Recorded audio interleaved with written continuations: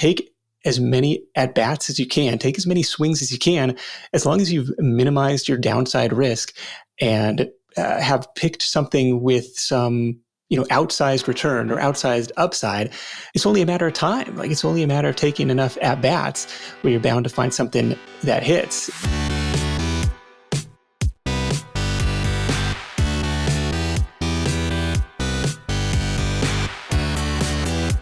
You're listening to The Successful Bookkeeper with your host, Michael Palmer. Listen each week as inspiring guests share their secrets of success to help you increase your confidence, work smarter, and build a business you love. This episode of The Successful Bookkeeper is brought to you by PureBookkeeping.com, the proven system to grow your bookkeeping business.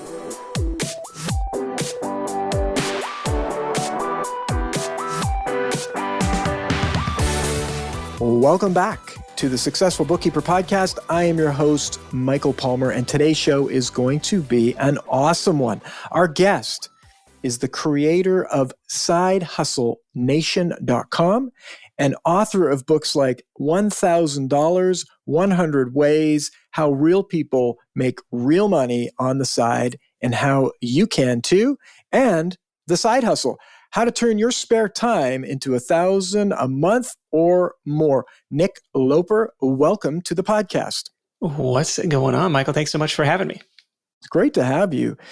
And, it's a topic that in this industry, in the bookkeeping industry, comes up a lot because a lot of people actually get started in the industry from having a side hustle. Now, I don't think they always call it a side hustle. It's a lot more cool, I think, to call it a side hustle now, but back in the day, it was like just picking up a little extra money on the side and or whatever, a part-time gig. But you've created a whole community around people going from having a job kind of to, hey, you can do this on your own. Yes, I certainly did not invent the term. Maybe in previous generations was called moonlighting, but I think there's a little bit of this entrepreneurial connotation to a side hustle versus just, bartending or, driving for Uber or something, where there's this upside where maybe it scales beyond just hours for dollars. Maybe it's this thing that replaces your day job at some point if that's where you want to take it.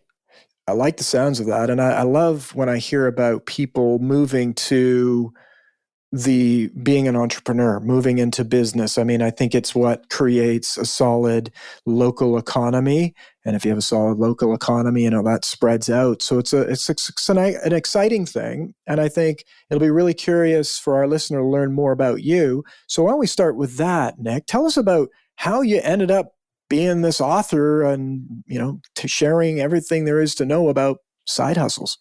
This project started the way that a lot of projects do, and kind of the advice that I'll often give Side Hustle Show listeners is like to take kind of inventory of, a few questions that, may help determine your direction. And so for me, those were questions like, well, what do you never get tired about talking about?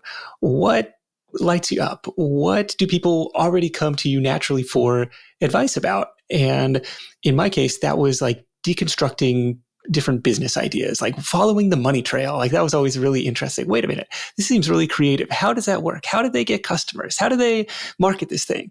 And that has turned into the Side Hustle Show, where I just, point the mic at somebody else and just be curious, get paid to be curious in my case. And that was kind of in 2013 after this period of soul searching. And I have been doing it now for 8 years and 460 something episodes. And it's been a completely life-changing thing, which started just as a little side hustle experiment, $50 mic in the corner of the living room, and it's really taken on a life of its own. It's been really, really rewarding. Prior to that, I was bit by the entrepreneurial bug in college when I joined one of these college house painting companies. There's a handful of that operate around the country. Mine was called College Works Painting, which was a really formative early important experience for me. First taste of working for profits and not wages. First taste of really being in charge of your own destiny. Like, okay, you're in charge of going out and selling as many paint jobs as you can over the course of the summer, and figuring out how to get those done, figuring out how to keep customers happy. That was really important. And then I had my first taste of online business a little bit later in college, where I was interning at an online footwear retailer in Seattle, where it was this old school, brick and mortar shoe store that in the early days of the internet had this kind of wild and crazy idea. Well, what would happen if we put some of our inventory up online? And by the time I came on board as their marketing intern, the online side of their business, the e-commerce side of their business had just grown by leaps and bounds. And so that was my first exposure to SEO and e-commerce and affiliate marketing and pay-per-click advertising. And that kind of begat my first official side hustle, which was a footwear comparison shopping site. That was called shoesniper.com in its latest iteration. And that was really the vehicle that let me quit my job back in 2008. And so that was the thing that I was running as my main focus, main business for a lot of years. And was grateful to have started a few projects on the side, including the Side Hustle Show. Very cool. Very interesting. It's amazing how the journey takes you from one way to another. What would you say were some of your memorable obstacles that you faced along the way? Oh my gosh. The first thing that comes to mind is on my first day of self-employment. I called it like retirement. Like, oh, retired at 25. I beat the system. I broke out. On day one, I have these naive visions of margaritas on the beach and 4-hour work week and all this stuff. On day one, Google, of all the days, decides, you know what? Your account no longer meets our quality guidelines. You can't advertise with us anymore. And in an instant, 80% of the traffic and revenue is gone. I'm like, well, Google, you didn't want to mention anything like for the previous 2 years? Like, why now? Why today? What's going on here? And so you go through the, 7 stages of anger and denial and ultimately acceptance or something. And, come back 3 months later after, reinvesting in improving the landing pages and kind of reworking some of the content on the site. They come back, they say, oh, looks like we made an error. You're good to go. And it was just like kind of this very stressful, infuriating time period. But it kind of illustrated the importance of diversification of, even though I thought I was diversified, like, oh, look, I got, 20 or 30 different advertisers on the store. No one retail partner makes up that big of a chunk of revenue. I'm gonna be okay. But you peeled it back one layer. It's like, oh, all of the traffic is really coming from this one source. So that was a little bit of a wake up call, and hopefully have applied a little more diversification to businesses later on. I have some exciting news for you. The Successful Bookkeeper podcast now has a free global virtual event called the Successful Bookkeeper Summit. That's right, it's a 2-day online conference featuring 20 incredible speakers from the bookkeeping, accounting, and business worlds, some of which include best-selling author of Profit First, Mike Michalowicz, and pricing expert Mark Wickersham, to name just a few. At the summit, you'll receive tips on how to price your bookkeeping services, market your business, hire great staff, and so much more. It all begins on December 2nd, 2021. To secure your free spot, visit thesuccessfulbookkeeper.com/summit. Again, that's thesuccessfulbookkeeper.com/summit. Don't miss this chance to rise up and change your bookkeeping business in 2022. Register today, and I'll see you at the summit. Now, let's get back to our interview.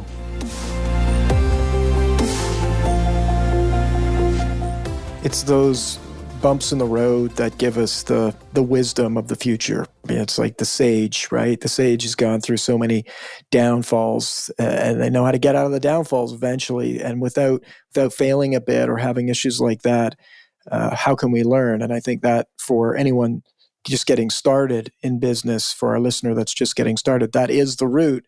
And why it's so important, I think, to have the mindset of loving, if you're going to do something, pick something that you really enjoy, really passionate about, because if you're not, those bumps in the road could be really painful and annoying. Totally true. A friend of mine phrased it this way, and I'm going to butcher his saying. This is Todd Tressiter, who runs a site called financialmentor.com.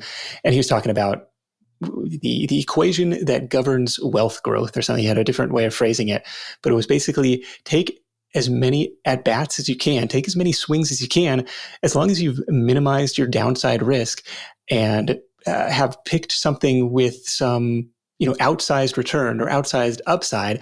It's only a matter of time. Like, it's only a matter of taking enough at bats where you're bound to find something that hits. And I found that to be true across a lot of these different projects, most of which, for full disclosure, have failed. They've died some quiet death in the corner of the internet. But the few that have worked, it's like they didn't cost a ton of money to get started. All it was a little bit of time investment, and say, okay, this is something that I enjoy doing, that I'm excited about. And those have turned out to be produced outsized returns, if that makes sense. It makes total sense. And with that, it's kind of an interesting thought, is that you started with a side hustle, but now it kind of sounds like you're not side hustling anymore. You're kind of all in to what you're in. It is. It's become a full-time focus. Within a year and a half of starting Side Hustle Nation, the shoe business kind of was on its way out, and the Side Hustle brand became the main focus for me. Beautiful. And I think that's a message for our listener that may be a side hustler or moonlighter or whatever they're calling it today, is that doing the side hustle is the beginning of something. I mean, people go do it. If you go do it to make a little extra cash, like you had said earlier, oh, I need to make a little extra money. Well, you might do anything. You might just say, well, geez, if someone wants me to mow their lawn, I'll do it.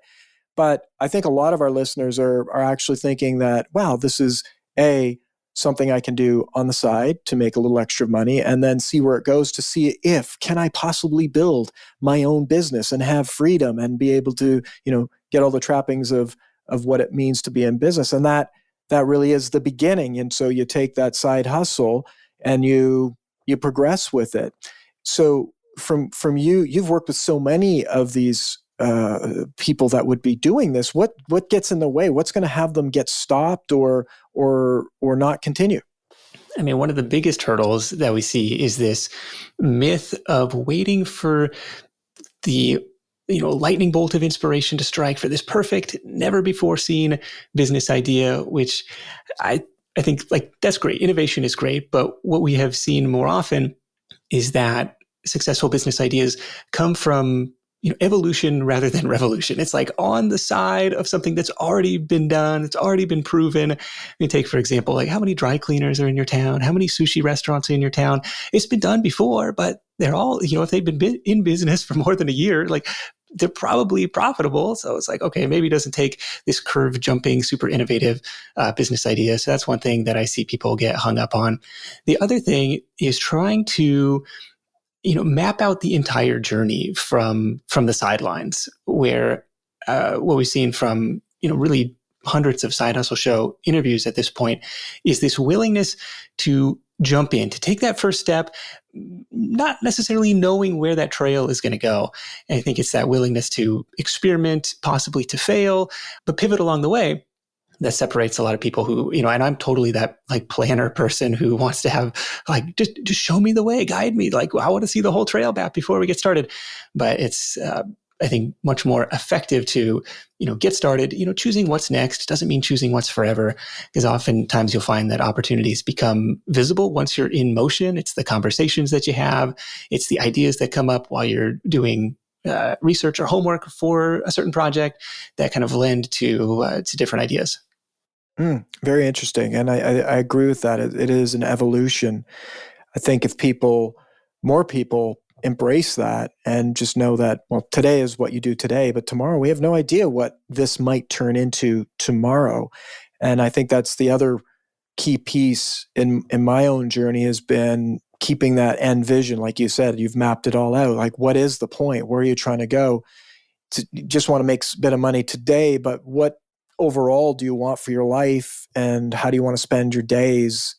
And then keep that present for yourself as you evolve, knowing that that's kind of, on the horizon of where we're headed, I think is valuable mindset. Again, it's not easy to do anything in this day and age. It takes time, energy, and patience and determination. So let's figure out somewhere where we really want to end up to invest all of those things into.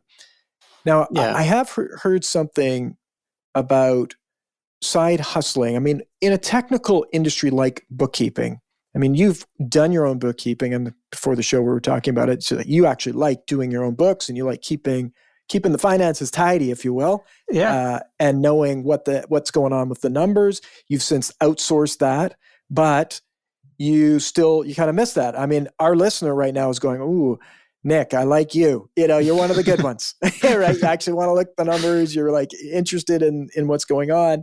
That's a really strong suit." But bookkeeping, if done incorrectly, has implications. And so when people talk about side hustle, it's almost like it could have a negative connotation, like you're not a pro, you don't know what you're doing. And I think that's a misunderstanding, because a lot of people that do side hustles have lots of experience, lots of training, and all those sorts of things in our industry. But there are a lot that do not, and actually don't know what the heck they're doing in a technical role. It's like you can't side hustle as a brain surgeon if you've never gone to school to do it. Yes. Right? What do you have to say about that? Because that's kind of like, I heard that and it's like, oh, darn those side hustlers, right? From someone who's seasoned, been in business for a long time. Well, what do you say to that? Yeah, I hear this. That's actually an interesting one, because the more often side hustle pushback, at least right now, is the backlash against hustle culture. Like, why should people have to work 24 hours in a day to get ahead, to get by? It's like, I'm with you. Like, that's not sustainable. That's not, for me. Hustle has always been, actually comes from an old baseball coach of mine. He's like, look, you're going to have bad days in the field. You're going to have bad days at the plate, but hustle never slumps, right? Control what you can control, the effort that you put in. It's really interesting that you mentioned, like, oh, these side hustles, they're amateurs, right? What we have seen is, and that's very true, like this imposter syndrome of like, well, who am I to go out there and provide this service? Or who am I to go and stick my flag in the sand and say, this is who I am, this is what I'm going to do. And my wife actually got that pushback when she started her photography side hustle. Her and her partner started this wedding photography, family photography side business. And this is where we first learned of the term photographers, F-A-U-X, photographers. And we're like, there's like a bitterness between like people who've been in the industry a long time. But well, now everybody with a DSLR thinks they're a professional photographer. It's like, okay, there's a lot more to it than that, but there was a little bit of pushback there. And what we've seen is really the only cure for that imposter syndrome is doing the work. It's going out there. Maybe you're working for free or for less than you'd ultimately like to charge to build up your confidence, build up a portfolio early on. But it's kind of getting, if you have that doubt in your mind, and hopefully you're not, hey, I'll do, Nick's brain surgery special, come on over to my garage kind of a thing. But, if you have some level of practice, we've seen people do it with knife sharpening, with, pet care, like, practice on friends and family first, like make it a low risk scenario. And then you can go out and start marketing to the rest of the world.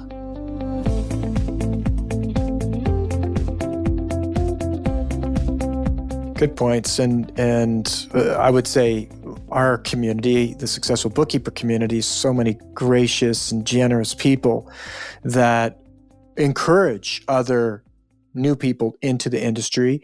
And I think that's also a risk that people, I have heard it, but I think, this industry desperately needs passionate bookkeepers, but they have to be skilled and they have to be trained. And so I think for our listener, if you are one of those people who are listening thinking you want to start your business, well, do it today. Get started, figure it out. We need you in this industry.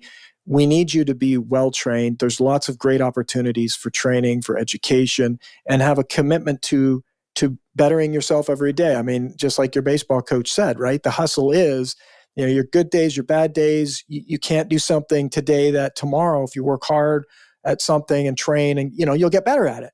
So, and the other thing too is, Nick, most of the listeners today, whatever you called it throughout time, all started likely from a side hustle. It was, you were doing this and then you said, no, I'm going to do a little bit of that because that's more in the direction I wanted to go. It's just that type of industry. It's the way people get into it. So many people I've spoken to, hundreds and hundreds and hundreds, if not thousands of bookkeepers. They started it as something that it was part-time and then it evolved. But really, the commitment to delivering at the end of the day, all of your side hustler community, they have to develop something. If they're selling something to somebody else, that has to be a product that people want to buy, keep buying, continue to buy, and rave about. And in the industry of bookkeeping, that's delivering an incredible service, making sure that it's done right, making sure that you're serving the business owner so that Nick's business grows and prospers and he knows the numbers, and so that he can eventually hire staff, expand, whatever the case may be. That's what leads to a really great business. And not to say that everybody wants to go there either, right? There's also just being able to be part-time, maintain part-time, but you still got to do a good job. Yeah, it's a really cool place to play in because of this, explosion in the freelance economy and in entrepreneurship in general. And it's this recurring service where it's like, well, as long as that business stays in business, they're going to need bookkeeping help. And whether it's you or some other provider, it's like, okay, now it just becomes a retention game versus having to go out and completely find a new book of business every month. Mm. Now, there's also people who are doing a side hustle. How have you seen some of your community move from, well, it's a side hustle to it's the full-time gig? We heard you, and where they're all in, we heard your story. It evolved. How there's also the risk that, when you go all in, hey, we're all in. The Right. boat could sink.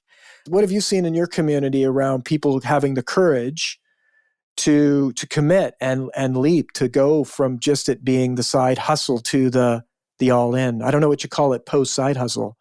Yeah, it's like your full-time hustle. It's just you're a full-time entrepreneur. What we have seen is, we'll call it kind of the side hustle path, where it often starts with freelancing on the side. Maybe it's bookkeeping on the side from your day job, building that up to a point where you feel comfortable taking the leap. And for me, that was when my side hustle income was exceeding my monthly expenses. Sometimes people want to wait until they've outpaced their full day job salary, which, depending on what you're doing, could be kind of tricky. It could be kind of challenging to do fully on a part-time basis. But, the number that I like to pay more attention to is your expense side. As long as you're living below your means, okay, I've got a little bit of a track record of revenue here, and the business is, covering my expenses. So worst case scenario, got a little bit of runway. And even if it just sustains doing what it's doing, I'm not going to incur debt, or I'm not going to have to dip into savings there. The next stage is the kind of this I'm a full-time freelancer now. I'm doing my thing. I'm looking for more business.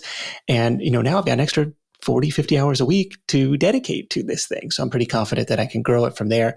A common next step would be exploring the agency model, where it's like, okay, I have filled up my roster. I still have people knocking on my door asking if I can help them.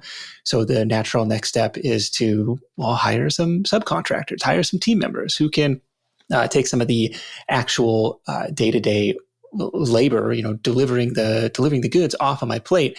And so one example, this was not in the bookkeeping space. This was actually in the pet waste removal space in Michigan. Erica Kruppen had Kruppen's Poopin' Scoopin' was her business. Started as a side hustle. I think she was working at a hospital and doing this part-time. And then she's like, okay, I'm going to quit the hospital thing and do this full-time. And now she's bringing on team members to help, manage parts of her different route that she had going on. And she's fully in business owner mode, working on the marketing and administration side rather than, in the backyard doing the scooping now. And then, stage 4 is kind of this interesting stage where, maybe you branch out into a product, a software product, a digital product. Maybe it's like a done for you type of, or the DIY version. Like, hey, if you don't want to do the bookkeeping yourself, but you still like our expertise, here's my guide on how to do it, or here's my software that layers on top of QuickBooks or something. I don't know what it would be in this particular niche, but we've seen people kind of go down that path to either help other people do what they did, or to help their clients in a different way. And maybe it's at a lower price point, or maybe it's this super premium type of price point. But those are kind of the steps that people often take on the side hustle path. Very interesting. Yeah, no, I've actually heard of someone doing, it's almost like a mentor as a service, if you will, where, let's say, when you were back doing your own bookkeeping, but you needed a little bit of help still maybe, or there were some things that were beyond your scope. They basically say, well, you can have a couple of hours a week just, to come and get a little bit of help. It's not the done for you, but it's kind of in between. So I love the creativity though. And you know, that's the evolution side of things. It's like looking and being aware of and looking for the opportunity, because at the end of the day, people need stuff. And then it's our job to figure out how to deliver that in a cost-effective way that we can make a profit on. That's entrepreneurship. Yeah, and maybe it's creating content around what you're doing. It's like, because people probably have questions, well, how do I deal with this type of transaction on this type of account? And if you can, redact the client information and so people's privacy is maintained, but to create YouTube content about that, I think that's a really interesting way to go. We had another guest who was doing motorcycle repair in his garage. That was his side hustle, hours for dollars, turning wrenches. But he had what I thought was the really cool idea to set up a camera in the corner of the garage, films himself doing these repairs. So all of a sudden now he's got content for YouTube. He's building an audience over there where he, down the road ends up making affiliate revenue from different tools and parts that he recommends, from YouTube ad revenue. He started selling these full engine rebuild videos. So maybe there's this working in public to the extent that you can and are legally allowed to do so if you keep client privacy and stuff in mind. That's right. I love it. I love the creativity. And that's, and we don't know what tomorrow brings, what other new opportunity will be presented to ourselves. It's always interesting that way. Now, the other thing that I would say comes up with regard to moonlighting, side hustling, side gig is, okay, I've got a commitment to somebody, and now I've got a commitment to somebody else or something else. It's like you're two-timing. Yes. How do you manage that relationship with integrity? For me, it was important to separate the two. So I had a separate laptop for the business and one for work. So when I was I was kind of like a traveling sales rep in a way. So I'd go around to different dealerships, spend the night in the hotel. So we get back to the hotel, it would be, okay, clean up every email from the day for work, and then fire up this completely separate laptop. And so kind of by the nature of the job, there wasn't a lot of overlap. Whereas out driving around, it would have been hard to work on the online business, the shoe business at that time. But very, very important to not mix the two, especially if you're the person who still would like to keep that day job paycheck for a little while. Just not worth the risk there.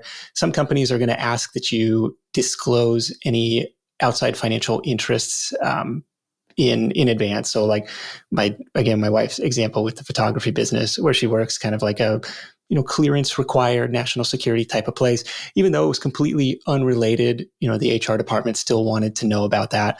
And so, just kind of check with your employer, make sure there's nothing in your contract, especially if it's in kind of the same niche. Anything that could be construed as non-compete, definitely would tread carefully there.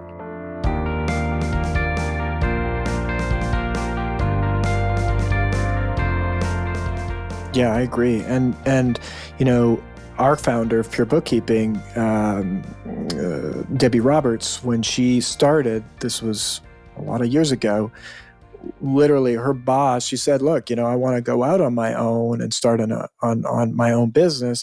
And her boss was like, yeah, no problem. Let's work it out. It's like, you can work for me part-time. It was such a beautiful exchange through communication and being upfront about this is where I'm wanting to go. How can we still value each other and get value from each other in this relationship by modifying the agreement? And so I think many people think that, what is today it has to remain. It's like fixed and in concrete, and it's never in concrete. It's always open for conversation and consideration. Now, some people might be like, I don't want that.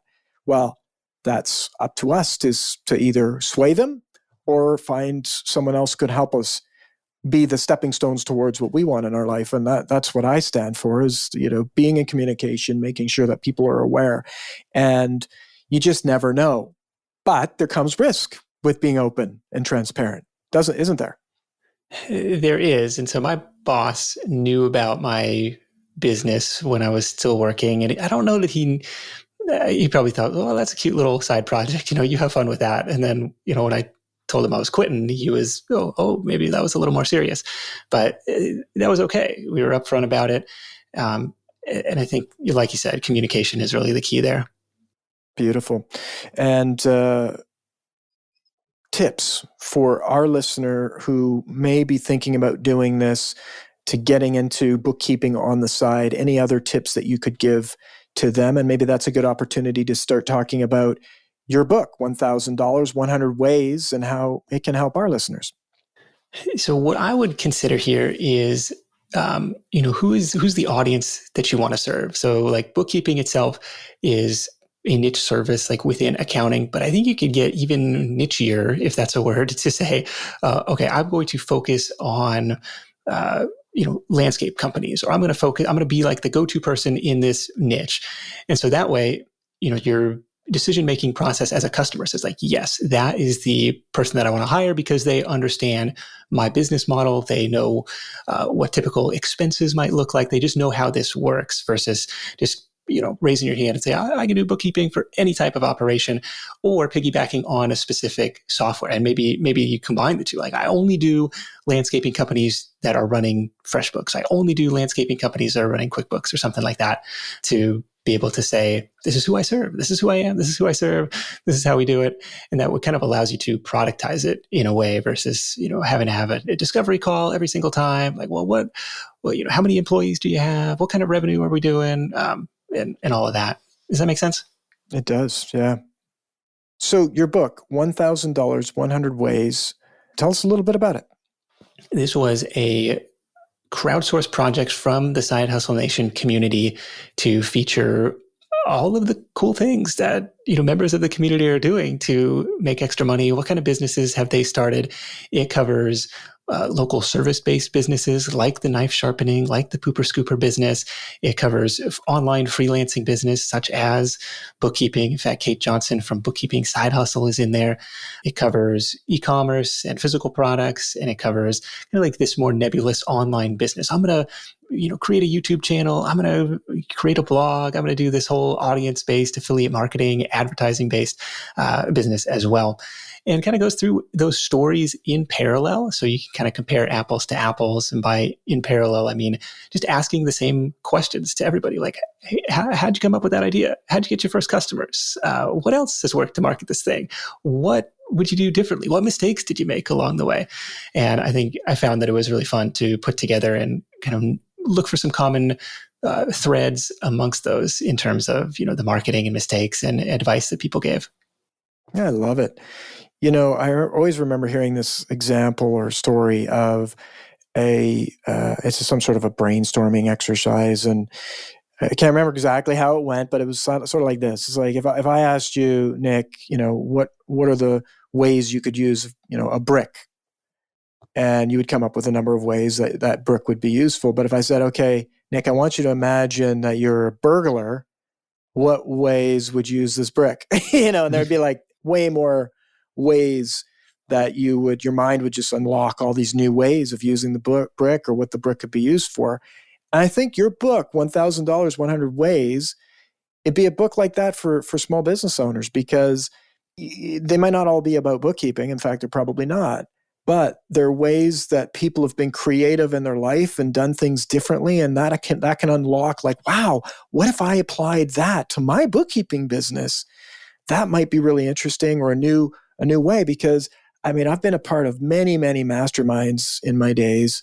And one of the things that many of the participants would say about being in a mastermind with other business owners is that those people all see with clear eyes. And so when you talk about your business, they kind of go, well, why wouldn't you do it this way? And it's like, a lot of the times it's like, well, because that would be a totally ridiculous way of doing it. But there's that one or two times where it's like, oh my God, that's so brilliant. Yeah, I never thought of that. They don't live that every day, right? And so I really love what you've done with that book. I'm excited to get it myself. And I hope our listeners will as well, because that's, it's creativity, bringing creativity to what you do every day. That's where the magic happens. That's where the value is. That's where things can really unlock for people, when you bring creativity to it. And I think your book will do that for our listener. Well, that's the idea. Hopefully get the creative juices flowing. Obviously, not every idea in the book will be a home run for you, but it's like, okay, it shows what's available in the realm of possibilities there. And I liked your note there about kind of constraint breeding creativity in a lot of ways. Like, well, how would you use this brick if you were a burglar? Oh, okay. Now I have a more interesting use case there. It's the same thing. Like, what would you do to make an extra $1,000? That's very nebulous. And that's kind of the story arc of this book project. But, I'll ask people the same question, like, well, I don't know. It's kind of like when the whole world is your realm of possibility, it's more difficult to choose. But if you kind of reframe that, what would you do if you had to make an extra $1,000 by next Wednesday? And all of a sudden, like, oh, okay, the deadline and the constraint starts to breed a little more creativity, a little more urgency to it. Very cool. Very cool. Sounds like a really great book. I'd love for you to share how people can find out more about you and as well Side Hustle Nation. You bet. Home base for me is at sidehustlenation.com. Of course, would love to have you tune into the Side Hustle Show in your favorite podcast app. You'll find the book at 1K100ways.com. Beautiful. Nick, this has been tremendous. It's always a pleasure to have a fellow entrepreneur on the show, and even a bonus when that fellow entrepreneur really gets the value of bookkeeping and how important it is for the business. So you've got a place in every one of our listeners' heart for that reason alone. So thank you, Nick, and we wish you well. Thank you. Beautiful. And with that, we wrap another episode of the Successful Bookkeeper podcast. To learn more about today's wonderful guest and to get access to all sorts of valuable free business building resources, you can go to thesuccessfulbookkeeper.com. Until next time, goodbye.